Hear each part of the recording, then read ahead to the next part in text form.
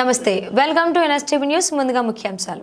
Mandamarri mandal rural Mandamarri మండల Congress party అధ్యక్షులు బానోద్ నీలయ్య గారి ఆధ్వర్యంలో చెన్నూరు నియోజకవర్గం వివేక్ వెంకటస్వామి గారి ఆదేశాల మేరకు గౌరవనీయులు రాష్ట్ర ముఖ్యమంత్రి రేవంత్ రెడ్డి గారిపై బీఆర్ఎస్ పార్టీ జిల్లా అధ్యక్షులు మాజీ చెన్నూరు ఎమ్మెల్యే బాల్కా సుమన్ అనుచిత వ్యాఖ్యలపై మండల గ్రామ కార్యకర్తలు నాయకులు ఆగ్రహంతో బాల్కా సుమన్ దిష్టిబొమ్మ చెప్పుల దండలతో దహనం చేయడం జరిగింది.